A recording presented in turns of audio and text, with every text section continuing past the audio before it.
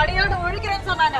ஆனா கஞ்சா பழக்கம் இன்னைக்கு பள்ளிக்கூடம் வரைக்கும் பாய்ச்சிருக்கு. தமிழக இளைஞர்களின் எதிர்காலம் போதையால் சூறையாடப்படுகிறது. போதையால் பெருகும் குற்றங்கள் இன்று தமிழகத்தையே தள்ளாட வைத்துள்ளது.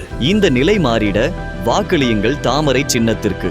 முன்னணி market எக்ஸ்பர்ட்ஸுடன் enrich money investor awareness conclave April 25. டிக்கெட்டை இன்றே புக் செய்யுங்கள். நேற்றைக்கு முன்தினம் நம்ம தொகுதியில் பயங்கர அராஜகம் நடந்திருக்கு. அதாவது வாக்காளருக்கு பரிசு பொருட்கள், பணங்கள் இதெல்லாம் கொடுக்குது. அதை நாங்கள் ஏன் இப்படி பண்ணுறீங்கன்னு கேட்டால் எங்கள் ஆளுகளை அடித்து, கரூர்காரங்க அடித்து நிறைய பேர் ஓபியில் ஆஸ்பத்திரியில் போயிட்டு வெளியே வந்துட்டாங்க. நேற்றெல்லாம் பெரிய ஒரு அராஜகம் நடந்தது. அதான் மாவட்ட ஆட்சித்தலைவர்கிட்டையும் நம்ம எலெக்ஷன் அப்சர்வர்கிட்டையும் கொடுக்குறதுக்கு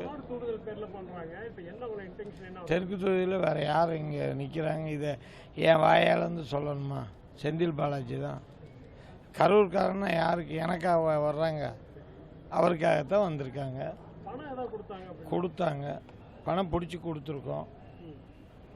பணம் பிடிச்சி கொடுத்தா ஃப்ளைங் ஸ்குவாடு சுத்தமாக அவங்களுக்கு சப்போர்ட்டாக இருக்குது. கொஞ்சம் தள்ளி ஃபோன் பண்ணால் இப்போ காலையில் பெரியார் நகரில் ஒரு இன்சிடெண்ட் நடந்தது. எங்களுடைய பதிச்சா ஃபோன் 9:05 கூப்பிட்ருக்காரு. 12:05 வர்றாங்க. ஒரு கவுன்சிலர் வீட்டில் வச்சு பணம் கொடுக்குறாங்க. தைரியமாக ஓப்பனாக கொடுக்குறாங்க. இதுக்கு எதுக்கு டிக்ளேர் பண்ணிட்டு போகலாம்ல? நிச்சயமாக ஃபெயிலியர். நேற்று 6 இடத்துல 7 இடத்துல கூப்பிட்றோம். எந்த இடத்துல 10 நிமிஷத்தில் எந்த பிளைன் ஸ்குவாடும் வரல. மெயினாக நான் அதுக்கு தான் கம்ப்ளைண்ட் வரேன்.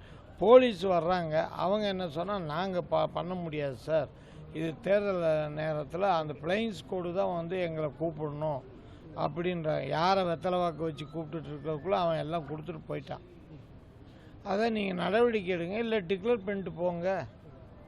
இது என்ன நாடு? ஜனநாயக நாடா, வேற சர்வாதிகார நாடா?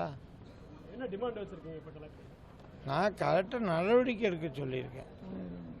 துணை இராணுவத்தை கொண்டு வரணும்னு தான் சொல்லுவேன். இது இந்த கவர்மெண்ட்டில் இருக்க ஆஃபீஸர்ஸை வச்சு தேர்தல் நடத்தினா நியாயமாக நடக்காது. அதில் எங்களுக்கு நம்பிக்கையும் இல்லை. அதனால் துணை இராணுவ பாராமிலிட்டரியை கொண்டு வந்து இங்கே போட்டால் தான் இது சரியாக வரும். அதெல்லாம் கிடையாது. அது நாங்கள் தைரியமாக சந்திக்கிருக்கோம்.